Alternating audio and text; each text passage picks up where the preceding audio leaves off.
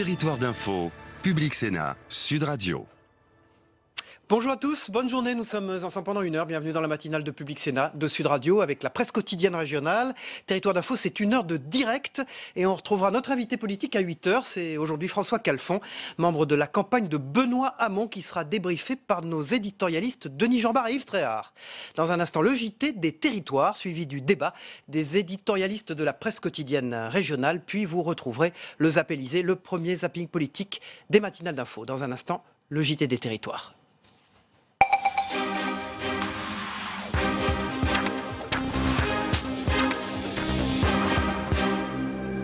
Alors que la période officielle de recueil des 500 signatures d'élus nécessaires au dépôt de candidature à l'élection présidentielle a débuté le 25 février, de nombreux maires rechignent à parrainer les élus. C'est le cas notamment dans les petites communes où ils ne veulent pas se voir attribuer des étiquettes politiques. Illustration en Vendée avec Pierre Dalicieux pour TV Vendée. Donc là, vous avez Monsieur Fillon, vous aviez Monsieur Hamon, vous avez Macron, enfin voilà, vous avez... je les stocke en fait, entre guillemets, je les archive pour le moment, donc en fait ici. Mais elles resteront là. Mais elles resteront là. Des demandes de parrainage de différents candidats, le maire de la Châtaigneraie en reçoit par courrier, par mail, tous les jours. Des sollicitations qui ne dérangent pas ce maire sans étiquette, mais qui n'aboutiront pas. Je ne me sens pas plus légitime qu'un autre de pouvoir choisir un candidat. C'est pourquoi, moi, personnellement, je suis sans étiquette. Pourquoi je soutiendrai un par rapport aux autres? J'étudie et j'analyse beaucoup de choses par rapport à ça, mais je ne suis pas là pour choisir précisément. Voilà, c'est les concitoyens, la population qui fera ça. Personnellement, je trouve que ce n'est pas à nous, aujourd'hui, de faire ça, même si j'échange et même si j'ai des idées également. Le climat actuel de la campagne présidentielle n'est pas pour rien non plus dans ce choix de ne pas s'afficher avec une couleur d'un parti. Ne pas s'afficher, c'est aussi la décision de ce maire d'une petite commune du sud Vendée, Vouvant. Là aussi, pas de parrainage de candidats prévu. La raison est simple. Pour cet élu, c'est le travail de terrain et la vie de la commune qui passe avant tout. Et donc avant les convictions d'un seul homme. Ce n'est pas notre sujet, là. Les élections présidentielles n'ont rien à voir avec le développement, la vie dans notre village. Je fais appel autant des hommes politiques de droite que de gauche pour mettre en place mes projets importants, notamment la rénovation de l'église, qui a été la première église classée monument historique en Vendée. Il y a des travaux énormes à faire. J'ai besoin de l'aide de tout le monde. C'est un objectif, je crois, qui est louable pour la vie de la commune et pour ce monument historique. Il n'y a pas de raison de se fermer des portes pour des raisons politiques.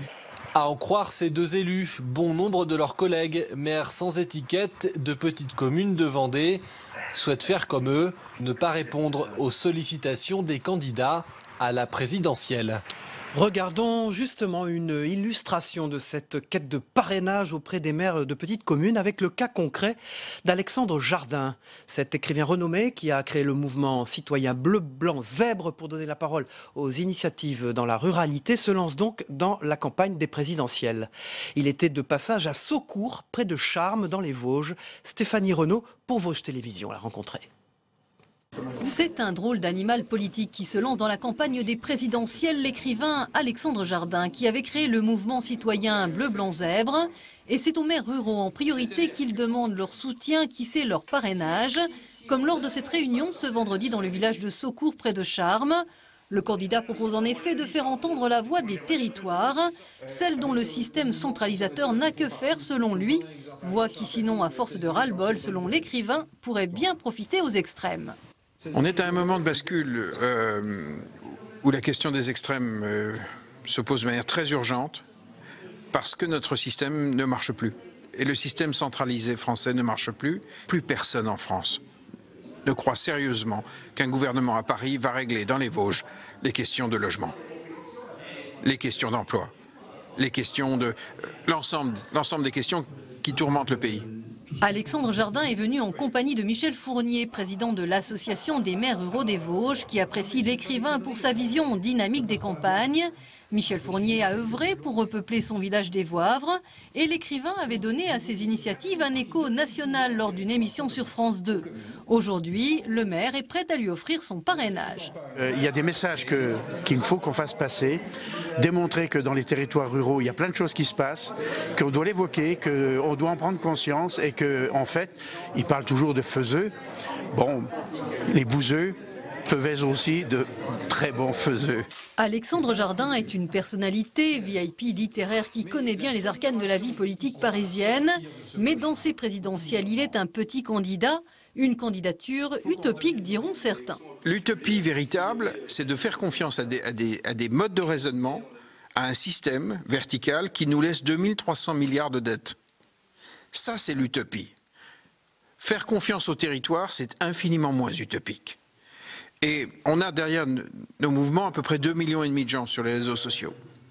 Donc c'est ça qu'on est en train de structurer, mais il faut pour ça que les maires viennent pour que ma candidature monte et représente une telle menace pour le système que la question des territoires va devenir centrale. Alexandre Jardin va continuer à rechercher des parrainages et aux élus, il propose de faire campagne à ses côtés, pourquoi pas en les invitant à parler avec lui dans les émissions de radio et de télévision. Le président du Sénat, Gérard Larcher, était en déplacement en Moselle hier. Au programme, visite du salon Sécu-Vipol consacré à l'armement des communes. Rencontre avec des membres des comités de quartier de Wappy, mais aussi des maires. L'occasion pour Gérard Larcher de défendre les collectivités dans un contexte toujours plus compliqué pour les petites communes. Jean-François Ambroise pour Mirabel TV. Loin des difficultés de son parti, pas question d'évoquer la campagne de son candidat François Fillon. Gérard Larcher a endossé son costume de président du Sénat. Un Sénat érigé ce matin en rempart des territoires et comme défenseur des communes. Devant 240 maires de Moselle, l'ancien maire de Rambouillet a tenu à écouter et à rassurer sur la fonction de maire. J'ai une formule qui peut choquer, il est à portée d'engueulade. En fait, il est à portée du dialogue avec les citoyens, d'un dialogue qui parfois peut être musclé, mais c'est lui qui, au fond, est l'interlocuteur des citoyens.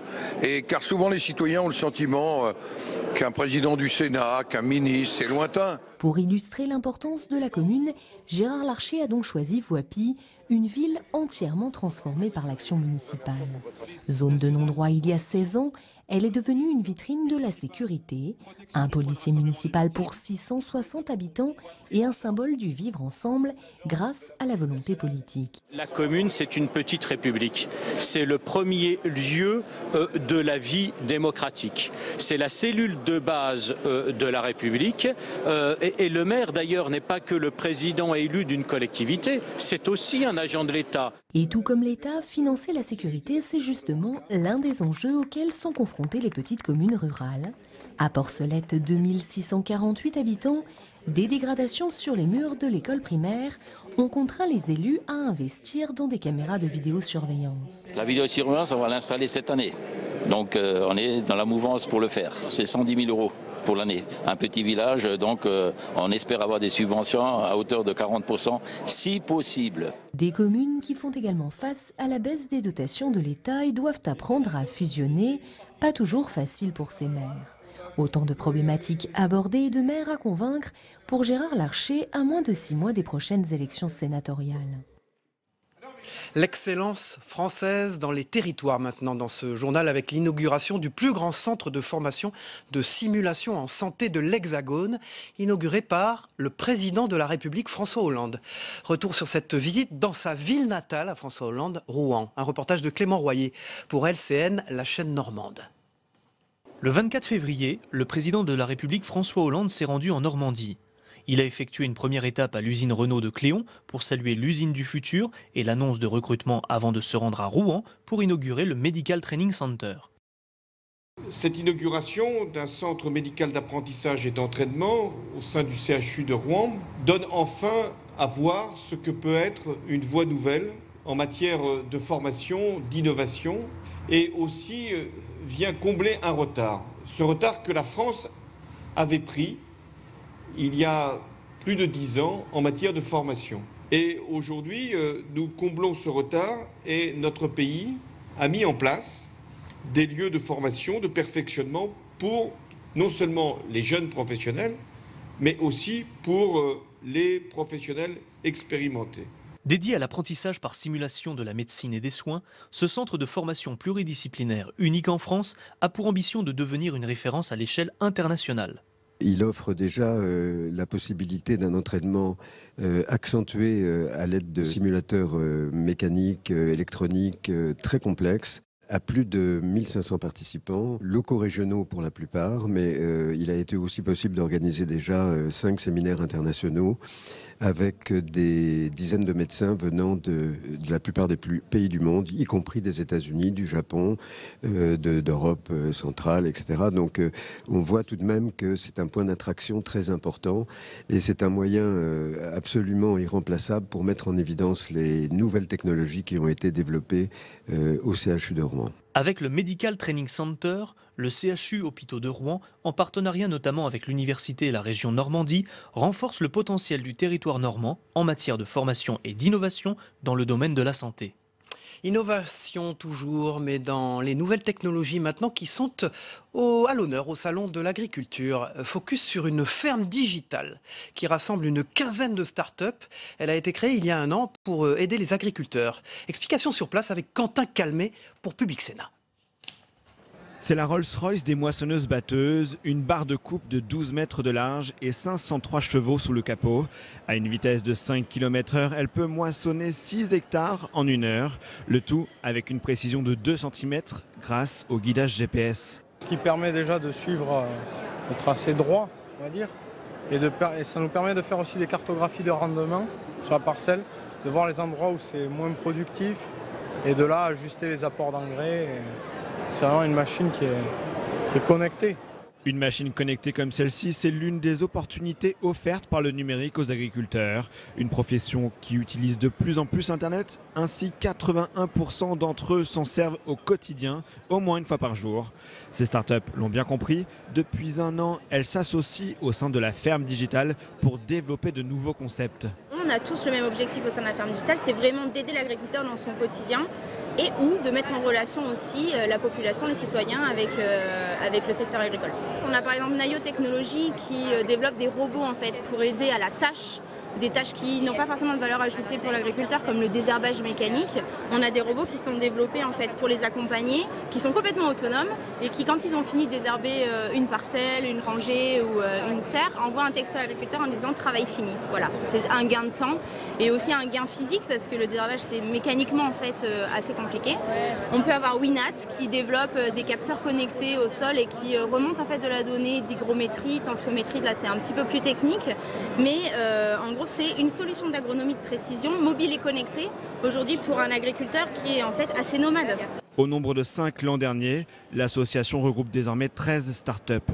Le métier évolue, le paysage agricole évolue et le numérique est vraiment là pour l'aider à simplifier cette mutation d'un métier qui est somme toute très traditionnel et historique. Je pense qu'il faut qu'on l'accompagne. Il faut qu'on l'accompagne et le digital, le numérique, ou même pas forcément le numérique, mais l'innovation en général est là en fait pour aider l'agriculteur dans ce changement. Gestion des parcelles à distance, machines connectées, anticipation des aléas météo ou encore portail collaboratif. Le numérique bouleverse les pratiques des agriculteurs, faisant dire à certains que nous sommes à l'aube d'une 3e révolution agricole. Pas d'Oscar, mais 2 Césars pour Ma vie de courgette de Claude Barras, ce film d'animation franco-suisse entièrement réalisé à Villeurbanne. C'est Léissa Kessy pour Télé Lyon Métropole qui vous en parle. My life as a zucchini. Claude Barras and Max Carter. Certes, Courgette ne rentrera pas de Los Angeles avec une statuette, mais pour se consoler, il aura 2 Césars décrochés vendredi soir. 2 récompenses amplement suffisantes aux yeux de Claire.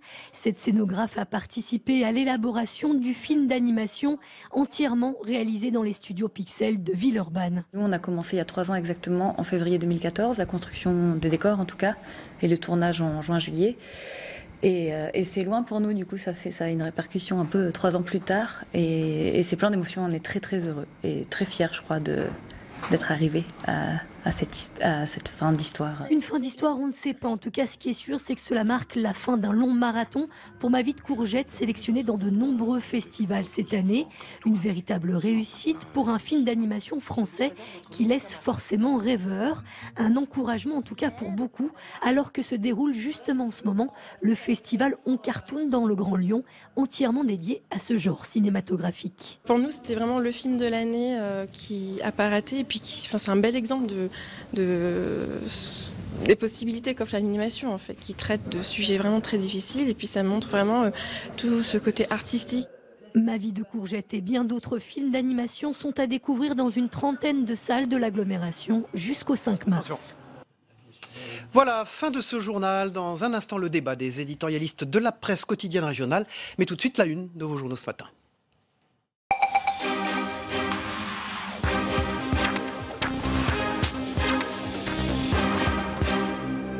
On commence avec Sud-Ouest et vous savez, une actualité territoriale avec aujourd'hui l'inauguration de la LGV. C'est donc la une de Sud-Ouest aujourd'hui. Premier jour pour la LGV, la ligne qui rapprochera encore Bordeaux de Paris, est inaugurée aujourd'hui par le président Hollande à Villognon en Charente.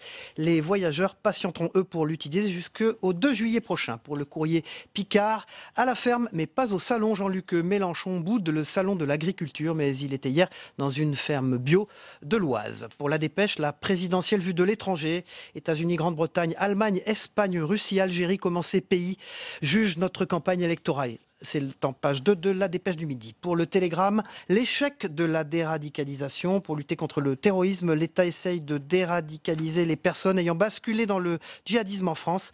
Mais de plus en plus de voix s'élèvent contre la méthode mise en œuvre. Des spécialistes estiment même qu'elle est vouée à l'échec, et ce dès le départ. Pour l'Ardennais, les petits hôpitaux veulent survivre. Les hôpitaux de campagne peinent à survivre. Aux rigueurs budgétaires s'ajoute la difficulté de recruter des médecins. C'est un reportage à Vouziers dans l'Ardennais aujourd'hui. Pour Presse Océan, Orvault, pas de traces de sang de Charlotte.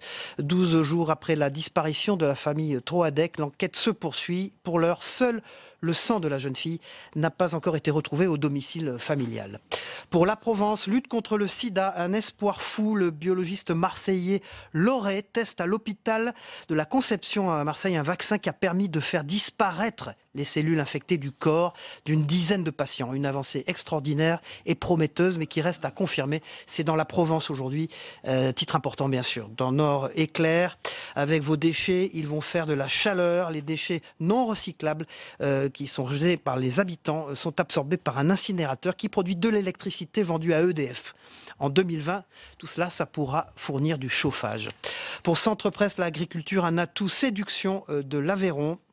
Et puis pour l'écho de Dordogne, Grande Aquitaine au salon, goûts et couleurs, première région agricole d'Europe, la région Aquitaine expose la diversité de ses produits au salon de l'agriculture. Voilà, comme chaque jour à cette heure-là, nous allons balayer l'actualité territoriale, mais aussi politique, avec nos invités de la presse quotidienne régionale qui sont sur ce plateau ce matin. Nathalie Moret du Progrès, bonjour et merci d'être avec nous. Bonjour Hervé Favre de la Voix du Nord, merci d'être avec nous. Et bonjour Denis Jean-Bart, Denis ce matin, bonjour, et de Sud Radio, bonjour, merci d'être avec nous, Denis. À mot hier, François Fillon et Jean-François Copé n'ont pas seulement dégusté du brie ensemble à l'Office du tourisme, ils se sont aussi réconciliés. Et François Fillon a annoncé que s'il était élu président de la République, il mettra en place des polices municipales armées dans toutes les villes de plus de 10 000 habitants. Hervé Favre, François Fillon veut-il se donner les moyens de combattre un pays qui connaît une forme de guerre, d'état de guerre civile, comme il le dit ? Oui, alors il a parlé de guerre civile et enfin personnellement dans le papier que je fais ce matin dans La Voix du Nord, je réagis par rapport à cet usage de mots qui me paraît quand même très très outrancier. Et ce qui est frappant, c'est que c'est pas un propos de tribune où on peut se faire effectivement, on peut avoir des excès de langage. Là, c'était un communiqué qui est tombé dimanche soir pour accuser le gouvernement effectivement d'entretenir un climat de quasi-guerre civile. Les mots et les mots de la campagne. Les mots ont un sens et là, on a déjà effectivement, on est dans une situation de tension dans le pays et que c'est peut-être pas la peine d'en rajouter en parlant de quasi-guerre civile. Il faut savoir ce que c'est qu'une guerre civile. Voilà, c'est un État qui est en face de bandes armées. C'est un conflit armé au sein d'un territoire. On n'en est quand même pas là. Denis Jean-Bart cherche quoi, François Fillon, là, à solidifier son socle et à gagner sur le pourcentage de Marine Le Pen. Je crois qu'il est pris en étau entre, d'un côté, sur son centre, Emmanuel Macron, et puis naturellement Marine Le Pen, et qui durcit le discours.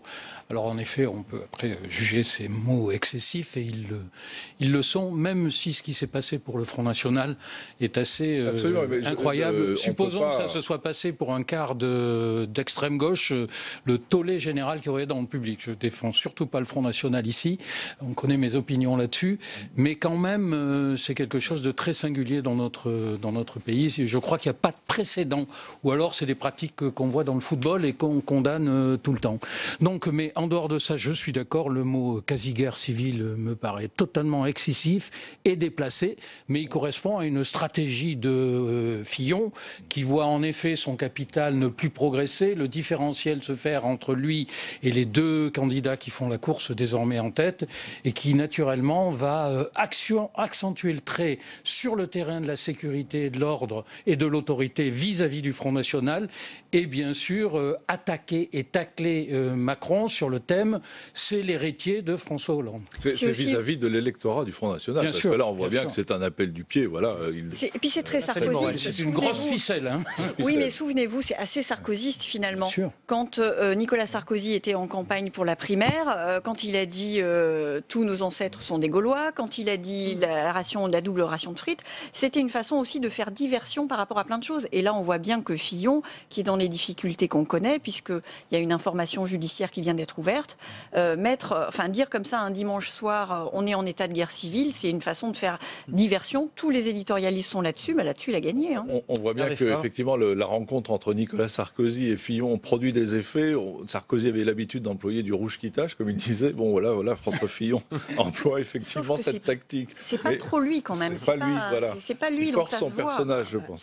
Un mot sur la stratégie de campagne et cette réconciliation spectaculaire avec Jean-François Copé, Denis Jean-Bart. La question, c'est au fond, est-ce que les Français peuvent croire à ce type de choses? Ils se sont tellement déchirés. Non, mais ça, c'est le théâtre habituel de la politique. On avait mu Wauquiez, qui est aussi un de ses ennemis, ou en tout cas un de ses adversaires. Est-ce que ça ne participe pas, au fond, à cette défiance de la politique? Si, sans doute, mais vous savez que jouent ces acteurs-là. Ils jouent l'après-défaite de Fillon, en réalité, et chacun joue le bon camarade pour ne pas être attaqué par la suite par les autres partisans des Républicains au moment où chacun va se bagarrer pour la direction du parti. Nathalie. Ils veulent être accusés, ils ne veulent pas être accusés de ne pas avoir fait le job. Donc en même temps, ils le font. Hein. Donc là, effectivement, il y a eu cette visite à Meaux qui était calée depuis longtemps. Vous parliez de Laurent Wauquiez. Laurent Wauquiez, il a appelé à une grande mobilisation, etc., avec des grands mots comme ça très forts. Mais concrètement, qu'est-ce qu'il fait? Pas grand-chose. Moi, je ne l'ai pas vu animer beaucoup de meetings, je ne l'ai pas vu faire des propositions fortes, je ne l'ai pas vu en appui au quotidien au candidat Fillon. Donc oui. Dire qu'il n'est pas porté par un grand élan après les primaires. Hein. C'est ça. Hervé Favre. Oui, de ce point de vue-là, effectivement, d'un point de vue électoral, le ralliement de Jean-François Copé ne pèse pas beaucoup dans le résultat final pour François Fillon. Comment il peut s'en sortir dans sa campagne, François Fillon, aujourd'hui, Hervé Favre, qui est troisième, je le répète, pratiquement dans toutes les photographies qu'on a, hein, on reste prudent. Oui, on sent bien qu'effectivement, là, il n'y a peut-être pas un décrochage, mais enfin, le ralliement de Bayrou à Macron a quand même encore renforcer la position de Macron et ça devient très compliqué pour François Fillon. Son problème, c'est qu'effectivement, il doit consolider un socle de 18-20% qui est l'électorat effectivement fidèle, qui restera fidèle quoi qu'il arrive, mais il lui faut encore gagner 5-6% pour arriver à se qualifier au deuxième tour. Est-ce qu'il peut le faire sur la thématique de la sécurité, comme il vient d'essayer de le faire ce week-end? J'en suis pas sûr, parce que là, Marine Le Pen a peut-être un gros avantage. Il joue quelque chose d'assez important en fin de semaine, puisque samedi, à Paris, il réunit toute la société civile qui a contribué à construire son programme, avec lequel il l'a construit en collaboration. Et donc, du coup, ça va être... On annonce un discours fondateur. Alors, c'est le 15e discours fondateur, mais quand même, ça devrait être un discours important. Et je pense que dans la séquence, ça sera une semaine après l'ouverture de l'information judiciaire, donc ça sera un petit peu passé. S'il réussit la séquence de samedi au doc d'Aubervilliers, peut-être que ça sera un énième relance de la campagne et qui pourrait peut-être un petit peu... On est toujours sur ces questions de sécurité, d'autorité face au drame de la droite depuis la progression du Front National. C'est-à-dire que plus ils durcissent le ton, plus au fond, ils légitiment le discours de Marine Le Pen. Alors on va passer à une actualité plus territoriale, Denis Jambard. Vous êtes éditorialiste à Nice Matin. Il se trouve que la SNCF est dans le vert. En 2016, elle sera dans le vert grâce à la logistique et à sa filiale Keolis. Et en parallèle à ça, on a appris l'inauguration de la ligne à grande vitesse. On a eu un sujet tout à l'heure dans la revue de presse qui va changer au fond la géographie de notre pays. Alors ça, ce sont de très bonnes nouvelles. Oui, c'est très bonne nouvelle. Alors, si on fait le bilan financier de la SNCF, il faut être un peu plus mesuré parce qu'il y a 50 milliards d'euros de dettes qui ne sont pas comptabilisés d'ailleurs dans la dette de l'État. Et donc ça, c'est un problème massif devant la SNCF et sa gestion dans les années à venir. Mais c'est la première fois qu'ils sont au vert, hein, depuis 2014. Depuis 2014. Parce que vous savez, on avait séparé les activités réseau et les activités transport. Tout ça a été réuni. Enfin bon, c'est assez compliqué à expliquer, mais la dette est là. Mais il faut se réjouir en effet que des efforts de gestion aient été faits et que la SNCF ait réussi en effet à retrouver dans son exploitation un bilan positif. Il faut se réjouir aussi de l'ouverture de cette ligne entre Paris et Bordeaux. On va passer de 3h15 ou 3h30 à 2 heures de transport. C'est Rennes-Paris, 1h25. C'est extrêmement structurant. Ça permet des développements très forts à Bordeaux. Vous connaissez bien cette ville. Tout un quartier est en train de se construire. C'est presque une nouvelle ville qui est en train de naître au sein même de Bordeaux à la suite de la création enfin l'extension de cette ligne rapide. On a vu ça sur le sud-ouest de la France, sur le sud-est. Des villes comme Valence, Montélimar, qui étaient en train de s'endormir, sont redevenus des centres extrêmement actifs. Alors ce qu'il faut souligner, c'est que ce sont des programmes industriels qui remontent aux années 60-70. Le TGV, c'est Pompidou-Giscard, c'est même pas Mitterrand. Et ça pose la question, d'ailleurs, dans cette campagne électorale, très peu posée. Les candidats vont parler de la politique industrielle, de notre politique industrielle. Notre industrie représente à peu près 10-11% du produit intérieur brut. C'était 15-16% autrefois. Et il n'y a pas de fatalité parce qu'on nous dit l'industrie lourde, c'est terminé. Ça n'est pas vrai. Les Anglais étaient tombés à 10%, ils sont remontés à 15%. Et on voit aujourd'hui que le chômage est bas et que leur activité, malgré le Brexit, est importante. L'effet TGV, l'effet structurant du TGV, bon, je peux en témoigner, le TGV Nord a été le deuxième inauguré, et donc ça a changé effectivement la ville, mais ça a aussi un coût que les utilisateurs mesurent tous les jours. L'aller-retour Lille-Paris, c'est de plus de 100 €. Donc vous allez, pour le même prix, vous allez à Madrid avec Ryanair. L'ITGV, par exemple, va être supprimé de la ligne Paris-Bordeaux, Bordeaux-Paris. Ce qu'il faudrait savoir, effectivement, la politique du tout TGV a été remise en cause par ce gouvernement. François Hollande va inaugurer cette nouvelle ligne, mais il n'y en aura plus d'autres. Peut-être il y aura Lyon-Turin, mais qui est aussi remise en cause. Ce serait intéressant de savoir ce qu'en pensent les candidats, comment vont-ils se positionner sur cette question? Sur cette position-là, il y en a une qui est très en pointe et une seule, c'est Marine Le Pen. Et dans tout ce discours, il y a la réindustrialisation de la France qui est très très présente. Et on peut quand même se désoler que les autres candidats abandonnent quand même ce sujet. Denis Jambard. Oui, je partage ce point de vue. Ça pose d'ailleurs un problème français de savoir comment se peut rebondir l'industrie française. Vous savez, on a une tradition colbertiste, on n'a jamais eu vraiment de capitalisme français. Je vous renvoie d'ailleurs au dossier du Monde hier soir qui était très intéressant. Il n'y a pas de fonds de pension en France, il n'y a pas beaucoup d'actionnaires. Et donc, l'industrie en France ne s'est jamais développée que sous l'impulsion de l'État. Et cette fonction de l'État, elle a disparu depuis 30 ans puisqu'on a fait le choix des services aux dépens de l'industrie. Or, on se rend compte dans le monde actuel que l'industrie est une nécessité. Parce qu'on parle des robots. Les robots, la France est en retard tout simplement parce qu'elle n'a pas une industrie du robot. Le problème du TGV, c'est qu'à une époque, et moi j'ai connu ça il y a 20 ans, on espérait le vendre dans le monde entier, on en a très peu vendu. Et aujourd'hui, les Chinois fabriquent des TGV, ils n'ont plus besoin de nous. C'est un peu le problème de ces merveilles technologiques françaises qu'on n'arrive pas toujours à exporter. Voilà, alors en fait, je parlais tout à l'heure de la SNCF, de bons résultats. Denis Jambard, il y a un chiffre quand même étonnant, c'est les 700 millions d'euros qu'ont coûté à la SNCF la grève, les attentats et les inondations. C'est un chiffre colossal. Non mais ça, on le sait, tout ce qui s'est passé du point de vue du terrorisme dans ce pays a coûté très cher. Ça a coûté très cher à la SNCF, ça a coûté très cher à l'économie française, notamment au tourisme. Tout le tourisme haut de gamme a beaucoup souffert. On sait que Paris a perdu plus d'1 milliard ou 2 milliards d'euros. Et M. Fillon, en parlant de guerre civile, ne va pas arranger les affaires du tourisme français.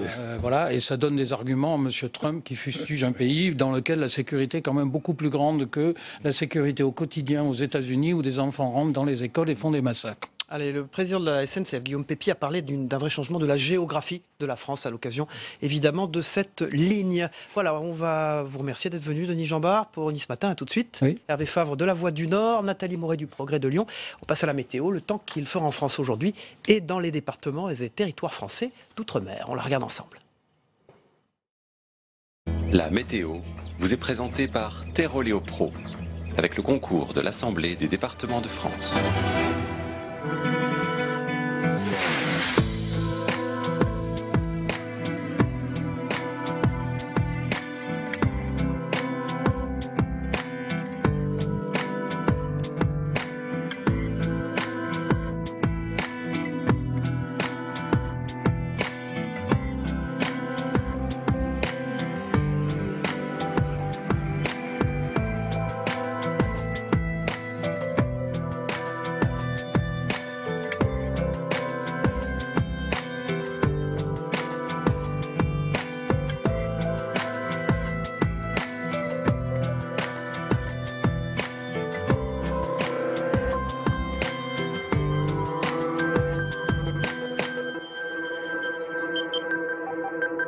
C'était la météo avec Teroléo Pro et l'Assemblée des départements de France. Voilà, à 8h, notre invité politique, c'est François Calfon, l'ancien directeur de campagne d'Arnaud Montebourg, qui a rallié Benoît Hamon. Mais tout de suite, le Zap Élysée, le premier zapping politique des matinales d'info qu'on regarde ensemble.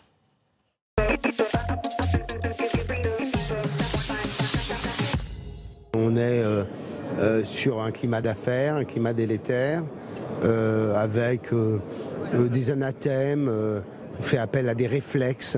Il a le droit, comme tout Français, à un avocat. Et encore une fois, Jean-François Fillon a 36 ans de vie politique. Il plaide pour lui, c'est-à-dire c'est un homme honnête. Mais il est question d'image également. C'est-à-dire qu'un candidat qui ne pourrait pas se déplacer ou au son des bruits de casseroles, c'est quand même assez désagréable.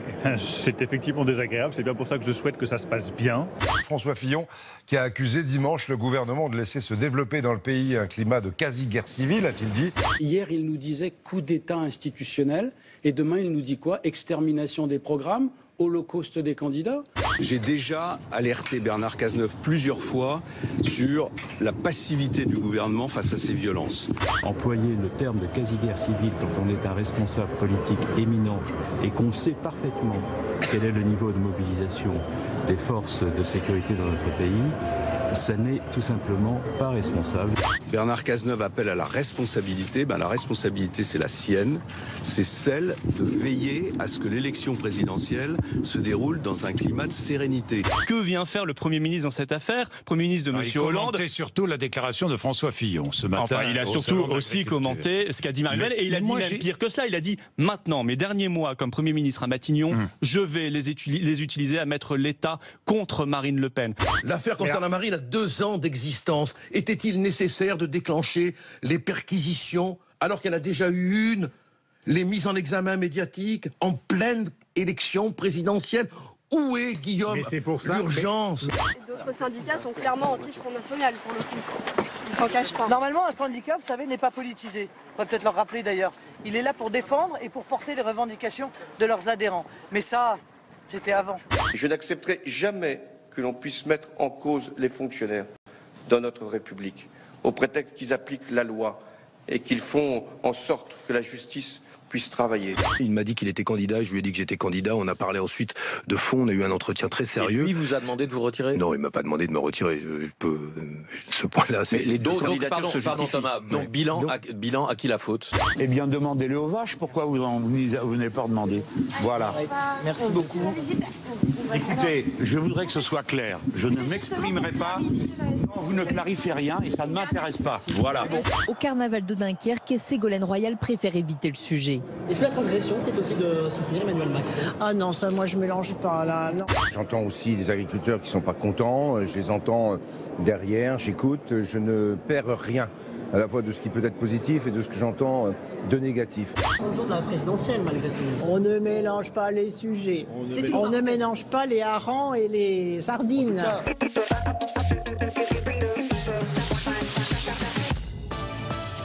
Territoire d'info, Public Sénat, Sud Radio. Voilà, l'invité politique aujourd'hui de Public Sénat de Sud Radio avec la presse quotidienne régionale, c'est François Calfon. Bonjour François Calfon. Vous étiez directeur de campagne d'Arnaud Montebourg et vous êtes maintenant un soutien de Benoît Hamon. Et pour vous interroger à mes côtés aujourd'hui, Véronique Jacques qui est de Sud Radio. Bonjour Véronique. Bonjour à tous. Et bonjour Gilles Leclerc pour Public Sénat. Bonjour. Merci d'être présent sur ce plateau. François Calfon, c'est un climat un peu étrange dans cette campagne électorale. François Fillon parle lui d'un climat de guerre civil. Est-il plus violent, ce climat, que dans les précédentes campagnes présidentielles? Non, plus violent, oui, sans doute, comme conséquence, mais il est beaucoup plus déstructuré. Je crois que c'est ça qui caractérise le champ politique. Donc, il y a deux causes. Il y a une cause un peu mondiale, c'est-à-dire finalement autour de l'incapacité des équipes politiques dans les grandes démocraties modernes à relever les défis du quotidien et des attentes populaires. Et je pense bien évidemment à ce qui s'est passé en Grande-Bretagne ou ce qui s'est passé aux États-Unis. Et puis il y a une cause plus franco-française, dont le cœur est finalement deux quinquennats de suite, où il y a une déception populaire très forte, jusqu'à déstructurer un camp politique et une famille politique, ce qui est le cas de la gauche aujourd'hui, avec quand même depuis 30 ans finalement un venin qui infuse, un venin lent qui infuse, qui est celui du Front National, c'est-à-dire cette espèce d'offre dégagiste, pour reprendre le néologisme usité par Jean-Luc Mélenchon, qui finit par finalement rencontrer un terrain tout à fait favorable. Est-ce que vous estimez que la justice et ce qu'on appelle les affaires pèsent trop sur cette campagne et que non, vous trouvez pas? Non, parce que en ce qui concerne, si on prend les deux affaires, finalement, il n'y en a pas tant que ça. Les deux affaires qui sont très présentes dans cette campagne présidentielle. Est-ce que ça permet d'avoir un climat sain et de parler vraiment des questions qui intéressent les gens? Il n'y a pas deux poids, deux mesures. J'entendais sur une radio ce matin les réactions d'auditeurs. Je peux vous dire que si vous ne payez pas votre tiers provisionnel, si vous êtes flashé, si vous êtes arrêté au feu rouge avec une alcoolémie, vous allez en garde à vue immédiatement. Oui. Mais François Calfon, on est dans un contexte de campagne présidentielle. Est-ce qu'il ne faudrait pas qu'il y ait une sorte de trêve judiciaire? On l'a vu que dans d'autres campagnes... Je ne comprends même pas que vous puissiez reprendre à votre compte ce type de thèses qui sont évidemment... Non, je vous pose la question. Est-ce que c'est défendable ou pas? Voilà. Absolument pas défendable. Et je vous réponds que c'est absolument pas défendable. Dans les magistrats, on répond. Et ce sont les éléments de langage finalement des entourages des deux personnalités politiques mises en cause. Les deux personnalités politiques mises en cause, lesquelles sont-elles? Madame Le Pen, qui a usé et abusé finalement des largesses du Parlement européen pour faire vivre son parti politique. Mais il y a beaucoup d'autres affaires judiciaires qui concernent le Front National, sur le financement de campagne électorale avec M. Chatillon et Riwal. Et encore, aujourd'hui, la presse ne s'intéresse qu'au volet franco-français. Elle ne s'intéresse pas éventuellement à des financements syriens de cette agence de communication. Donc il y a quand même il n'y a pas de fumée sans feu quand même. En ce qui concerne M. Fillon, que dire sur la véracité finalement de la collaboration de Madame Fillon à sa propre équipe politique? Alors, si on vous entend, tout devrait aller bien pour votre candidat Benoît Hamon. Or, apparemment, si on regarde les sondages, et il faut être prudent, évidemment, la sauce, pardon de cette expression, n'a pas l'air vraiment de prendre beaucoup. Je ne suis pas tout à fait d'accord avec vous, parce que si vous regardez dans un contexte qui est celui du quinquennat, un quinquennat qui a déstructuré finalement la vie politique et en particulier la gauche, si vous prenez finalement cette gauche qui était frondeuse un petit peu au sens large, elle est à plus de 25%. Le point, c'est qu'elle est portée par deux candidats différents. Mais elle a plus de 25%. Ça a toujours été le cas dans les présidentielles. À 25%, non. Il y a toujours eu un candidat du Parti communiste puissant, autrefois, parce qu'en réalité, si vous prenez l'offre issue de ce que fut la majorité législative ou majorité plurielle de François Hollande en 2012. Je ne dirais pas que tous les gens qui soutiennent M. Macron sont socialistes, mais enfin, il y a une part substantielle. On a un bloc à 25% et un autre bloc à 25%. Ce qui me fascine, je vais vous retourner le point, M. Leclerc, ce qui me fascine, c'est ceux qui représentent l'opposition républicaine sont à 18%. au terme d'un quinquennat dont, sans langue de bois, je vous dis qu'il n'a pas été fantastique. Donc c'est bien que, finalement, l'opposition ne représente pas, au-delà des affaires judiciaires... Il fait une bonne campagne, Benoît Hamon? Il fait une bonne campagne? Je pense qu'il fait une campagne qui est totalement engagée, pour ce qui le concerne, sur les bases politiques qui sont les siennes, mais dans un système de contraintes dont il a hérité, eu égard au fait, ne l'oublions pas, que cette primaire a été positionnée sur le calendrier à un moment donné où la cristallisation s'est déjà faite sur d'autres candidatures. Je pense à celle de M. Mélenchon et à celle de M. Macron. Est-ce qu'il ne souffre pas justement d'un vote utile pour Emmanuel Macron en ce moment, Benoît Hamon? Il y a beaucoup de socialistes qui se disent, on va aller voter Macron. Malgré vos arguments, on voit bien que la campagne ne décolle pas. Est-ce que Benoît Hamon n'a pas quand même passé beaucoup trop de temps à tergiverser, à parlementer avec les Verts, avec M. Jadot qui représente 2%, alors qu'il y a quand même 800 000 personnes qui ont voté Manuel Valls à la primaire? On voit bien pourquoi, au-delà de ces convictions écologistes qui sont réelles, celle de Benoît Hamon, il a discuté d'abord avec M. Jadot, parce qu'il pensait que c'était finalement celui par lequel l'unité de la gauche était possible. Ça a pris du temps. Mais là, il y a l'unité de toute la gauche. Avec en plus les amis de Manuel Valls à faire maintenant. Je pense qu'il est nécessaire, puisque vous posez la question, je vous réponds très directement, que nous passions à un dialogue plus direct avec les Français sur les sujets qui les concernent. Autant le sujet de la primaire sont des sujets plus politiques parce qu'on a un corps électoral beaucoup plus politisé, autant les sujets des Français, et pour moi, c'est la campagne que nous avons menée avec Arnaud Montebourg. Ils sont dans le cœur, finalement, le moteur économique et social de ce qu'est ce pays. Très brièvement, vous venez de prononcer le nom de votre champion aux primaires, Arnaud Montebourg. Il est passé où? On le voit. Il est conseiller spécial en matière de. On le voit peu, pardon. Oui, mais enfin, vous savez, il y a aussi une manière. Ça n'est plus à usiter. Il y a une forme de pudeur quand finalement vous avez pris votre perte, comme on dit. Il y a un gain parce qu'il a un apport intellectuel, mais aussi nous n'avons pas gagné. Donc il est dans l'ombre. C'est pas tellement son genre. Il avait dit qu'il ferait campagne. Mais il va faire campagne. Il est conseiller spécial sur les finalement relations internationales de Benoît Hamon. Si vous regardez l'organigramme qui a été publié, il figure même en tête de cet organigramme. Donc ne vous inquiétez pas, il fera campagne. Dans un premier temps, il a laissé aussi Benoît Hamon pouvoir déployer sa campagne. C'est François Calfon, l'ancien directeur de campagne justement d'Arnaud Montebourg, dont vous venez de parler. Vous dites qu'il fera campagne d'ailleurs pour Benoît Hamon dans quelques temps. Et vous êtes donc ce soutien de Benoît Hamon aujourd'hui. Est-ce que la dynamique que Macron, elle vous pose un problème? Est-ce qu'il y a une stratégie pour la contrer? Écoutez, ce que vous appelez la dynamique à Hamon, c'était la place qu'il a prise, qui était préexistante à la primaire, d'une certaine manière, et qui a été finalement grossie. Augmentée. Mais elle est réelle aujourd'hui dans les photographies, dans les sondages. Le point, c'est que si vous regardez la structuration de l'électorat de de Emmanuel Macron, il y a quand même un apport extrêmement important. D'une part de l'électorat de droite, et en plus depuis le retour de M. Bayrou, d'une certaine manière, aux affaires. Mais elle est néanmoins réelle. Comment la contrer? Suite au Penelope Gate, eh bien, c'est ce que j'ai dit. Je pense qu'il faut parler des sujets qui sont les plus importants, c'est-à-dire le cœur économique et social. Si nous rentrons dans le détail de votre question, finalement, qu'est-ce qui a été sanctionné dans ce quinquennat? Le déficit social. Le fait que, par exemple, les fonctionnaires aient senti qu'ils n'étaient pas suffisamment défendus par ce pouvoir. Le fait que, pour régler les questions de l'emploi, on s'attaque au statut du travail. Eh bien, je constate que quand vous regardez ce que dit M. Macron, mais ce n'est pas très entendu de sa campagne, il y a un plan d'austérité de 60 milliards d'euros, il y a la suppression de 160 000 fonctionnaires, il y a finalement par un amoindrissement de la fiscalité locale et la suppression d'un certain nombre de collectivités, une mise en cause de l'organisation territoriale des élus locaux, donc toute une série d'éléments qui ont conduit au... Et je pense qu'il faut que nous parlions de ça. Alors, la stratégie, ça va être de pointer sur ces sujets-là. Absolument, il faut parler de ces sujets qui ont conduit au divorce entre une base populaire et François Hollande, parce que d'une certaine manière, dans ce que j'ai entendu du programme économique d'Emmanuel Macron, qui a une certaine habileté politique qu'il faut lui reconnaître, il y a une prolongation des politiques sociales libérales.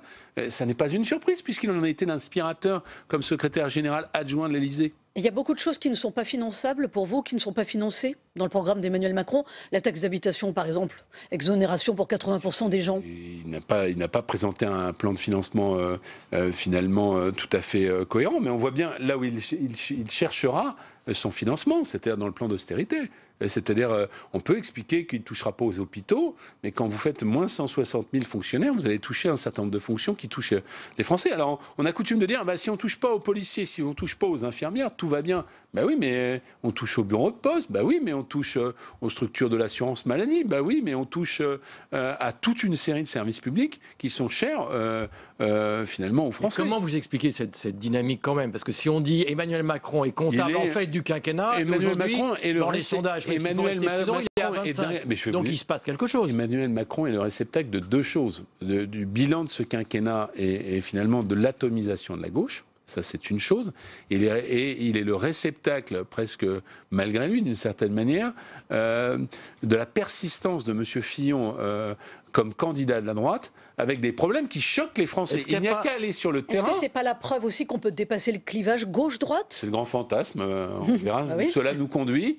Et puis, poser aussi la question au soutien de M. Macron, avec puisque vous parlez du dépassement, avec quelle majorité parlementaire il compte gouverner. Est-ce qu'il n'y a pas quand même, François Calfon, un autre argument? Quand on regarde encore une fois les chiffres et les sondages, encore une fois, restons prudents, il ne s'agit que de photographies, je parle du second tour.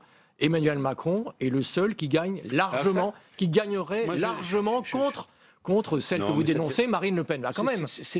Pour moi, c'est un artefact d'une certaine manière du premier tour. Et tous les candidats, y compris Benoît Hamon, tous. Moins largement. D'accord, mais gagne face à Marine Le Pen, parce qu'il y a quand même une résilience. On a dit aux élections régionales que le Front National allait prendre je ne sais pas combien de régions, on l'a dit aux départementales. En réalité, il y a une résilience électorale et une résistance qui se réduit au fur et à mesure des élections, quand même. Oui, mais enfin, regardez, puisque vous êtes un fin observateur de la vie politique, même dans ce quinquennat-là, avec les difficultés que la majorité a connues, regardez au départemental, souvenez-nous, on nous annonçait une centaine de conseillers départementaux, Front National, et je ne sais plus combien de départements, plusieurs. Il n'y a eu aucun département Front National. Et les conseillers départementaux Front National ne sont pas en centaines, sont en dizaines, comme d'habitude. Et sur les régionales, on a eu exactement le même phénomène. Et des sondages, parce que pourquoi je reviens sur ces élections intermédiaires? Des sondages qui nous disaient exactement le même péril. Donc je pense qu'il faut relativiser cet argument sur Macron qui serait le sauveur face à Marine Le Pen. Je pense que et la gauche et la droite, placés au second tour, seraient tout à fait en situation de gagner face au Front National. Macron un peu anti-système. Je prends un seul exemple. Vous êtes élu, par exemple, en Ile-de-France. Oui. À Paris, il y avait un candidat socialiste qui avait été désigné, une femme.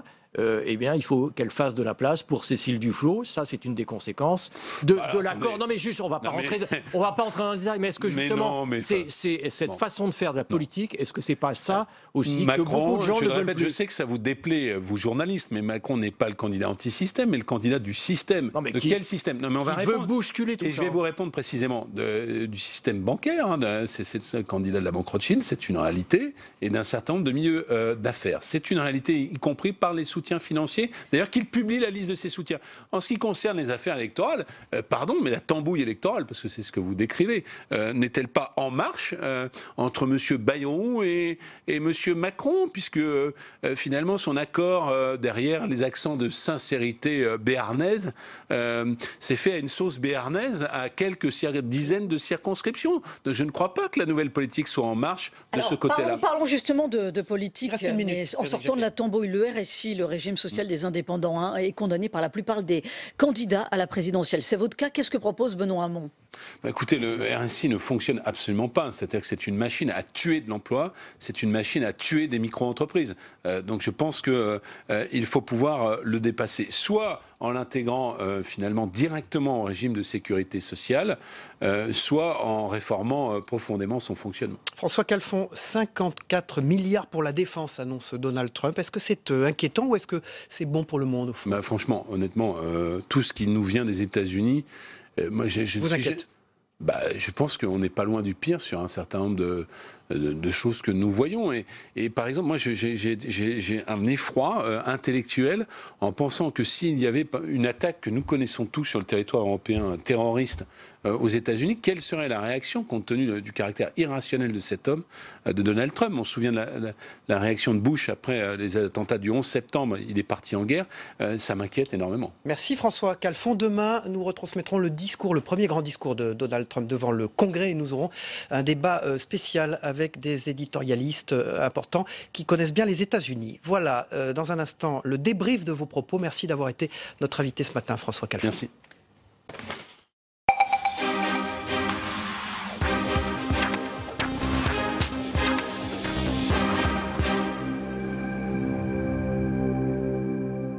Voilà, François Calfon, l'ancien directeur de campagne d'Arnaud Montebourg, aujourd'hui soutien de Benoît Hamon, quitte ce plateau. Et j'accueille Yves Tréhard, le directeur adjoint de la rédaction du Figaro. Bonjour Yves.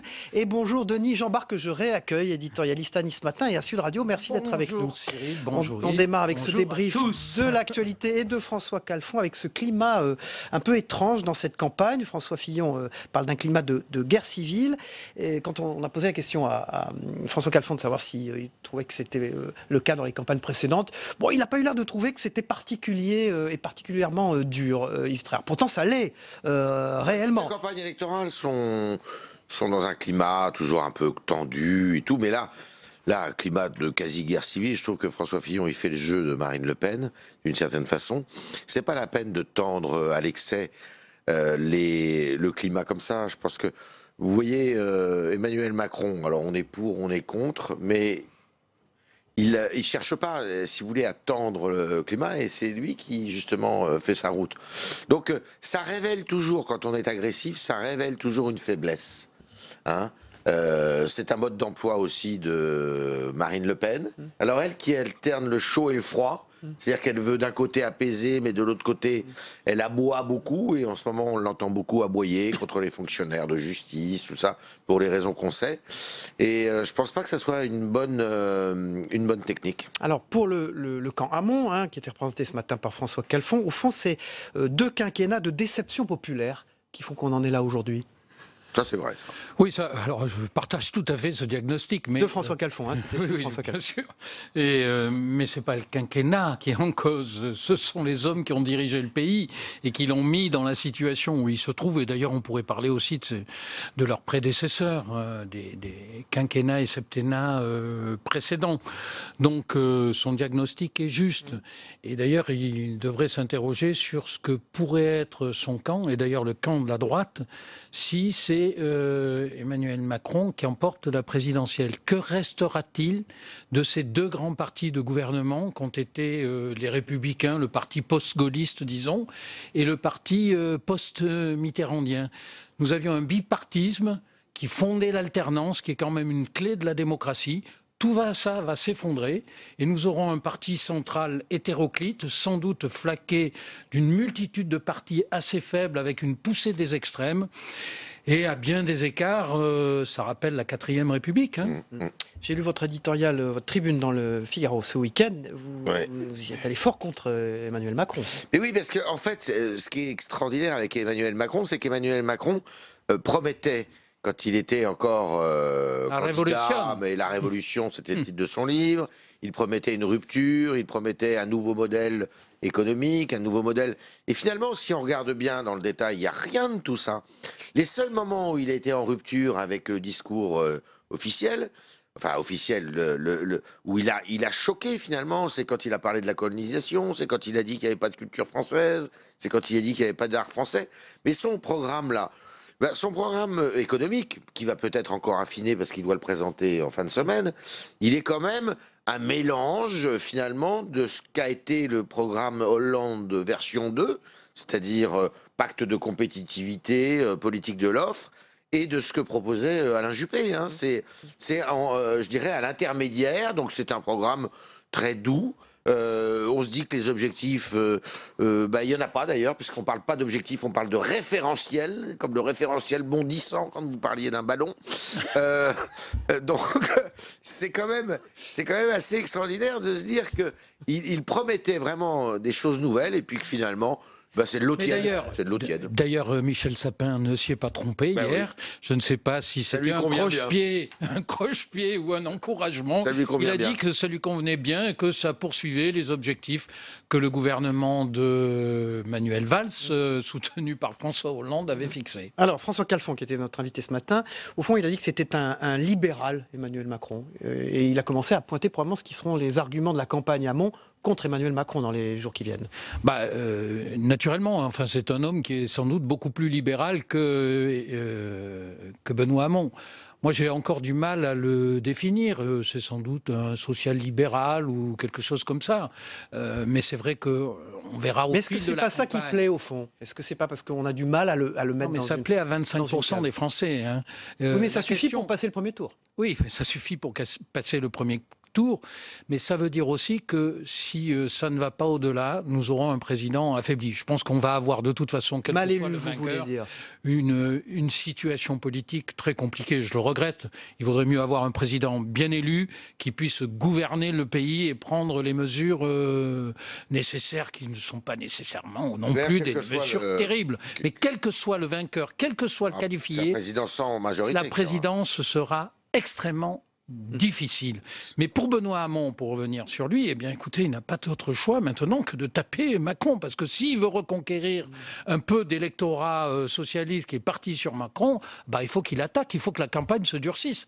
De toute façon, c'est vrai que Macron va rentrer d'une certaine manière dans le dur, parce qu'il va être pris lui aussi en étau entre Hamon et Fillon. Hamon a passé beaucoup de temps, énormément de temps, à essayer de faire l'unité, de chercher, je dirais, de faire bloc, mais sur la gauche du pays. Et en fait, Hamon, il est dans la situation où se trouvait Valls. Il a une droite et une gauche. C'est ça qui est extraordinaire. Et Valls va faire Valls, d'ailleurs, dont on annonce le retour ces jours-ci. Voilà. Et donc, Hamon a surtout travaillé sur sa gauche, son gauche, je dirais, pour essayer d'avoir Jadot, il l'a réussi, pour essayer d'avoir Mélenchon, ce qu'il n'arrivera jamais à faire. Et puis il a délaissé d'une certaine façon la droite socialiste, incarnée par énormément de députés et de sénateurs qui sont pas de droite socialiste, mais qui sont sociodémocrates ou réformistes, disons, et qui sont déboussolés par le discours d'Hamon, qui ne partagent pas ses idées. Beaucoup d'entre elles, en tous les cas, et qui sont plutôt attirées par Macron. Donc, du coup, il a laissé filer, je dirais, un courant important du Parti socialiste, et il se retrouve, aminci considérablement, puisque Hamon, là, contrairement à ce qu'on pensait, il n'arrive pas à passer la vitesse supérieure. Il est très handicapé. Et c'est vrai que ça fait le jeu de Emmanuel Macron. Il n'a personne dans son équipe qui porte cette parole réformiste. D'où l'intérêt du retour de Valls. Je pense que Valls va jouer le même jeu que Copé ou Wauquiez à droite avec Fillon. Il va bien se comporter pour pouvoir, lui, après la défaite d'Hamon, qui me paraît quand même relativement écrite maintenant, prendre le contrôle du PS en disant « Vous n'avez pas voulu de moi, mais regardez où ça nous a mené. Désormais, à moi le parti. Alors c'est intéressant parce que en fait, il s'est fait voler son fonds de commerce par Emmanuel Macron. Mais il le récupérera. Il ne le récupère pas. Il va être obligé de se déporter quand même légèrement sur sa gauche pour essayer, effectivement, gentiment accompagné au casse-pipe Benoît Hamon. Mais ça sera déjà oublié, mais sa campagne avortée sera déjà oubliée, vous pensez, dans l'esprit des socialistes? Oui, vous savez, finalement, les choses passent vite. Manuel Valls est jeune et il a les moyens, je dirais, si Benoît Hamon fait un score qui est décevant pour eux, eh bien, il a les moyens de prendre la suite, quoi. Merci beaucoup. Yves Traire, directeur adjoint de la rédaction du Figaro, dont on attend le prochain éditorial, le référentiel bondissant, j'ai compris. Voilà, oui. Merci, Denis Jeanbart, de Nice Matin et de Sud Radio. On passe au zapping, le premier zapping politique des matinales d'info. À tout de suite.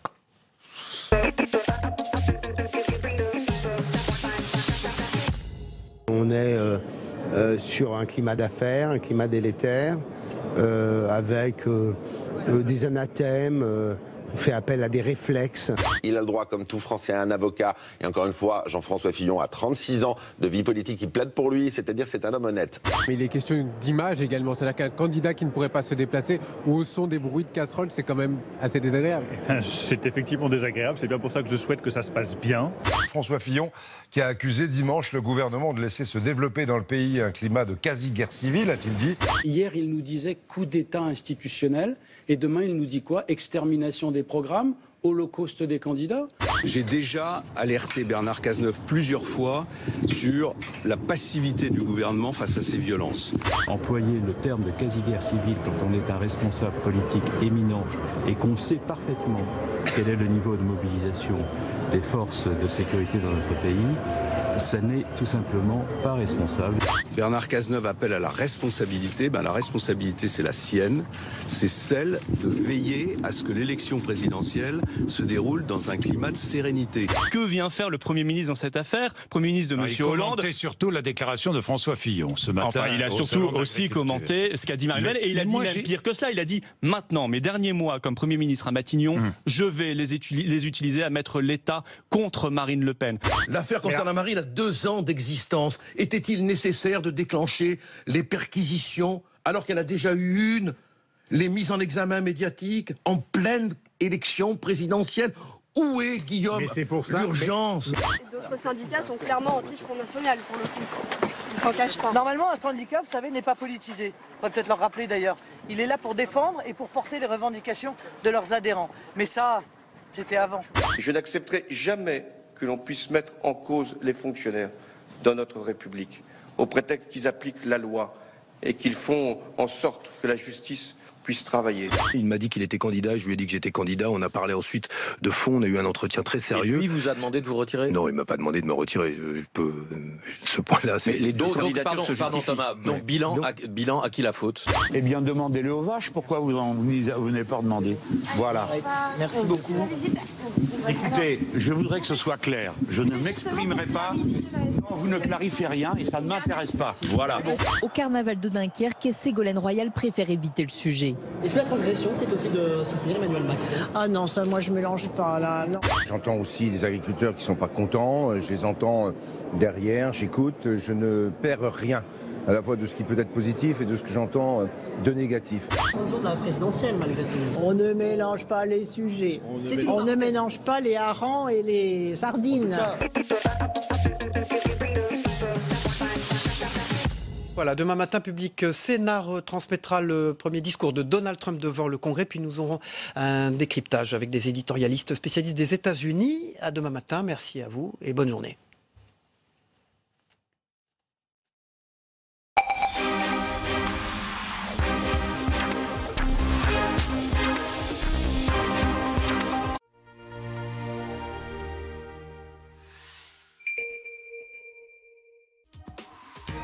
Politique Matin, présenté par Brigitte Boucher, dans un instant. Pourquoi l'anorexie est-elle une maladie qui progresse constamment en France depuis 20 ans? On se pose la question dans Droit de Suite. Pour commencer, un documentaire, Chère anorexie, puis son co-auteur Sylvie Quesman-Zucca, la députée Catherine Lemorton, l'ancienne anorexique Nicole Desportes et la journaliste Hélène Fresnel seront à mes côtés pour s'interroger sur les bonnes méthodes aujourd'hui pour faire face à l'anorexie. Droit de Suite, présenté par Jean-Pierre Grassien. Ce soir à 20h30.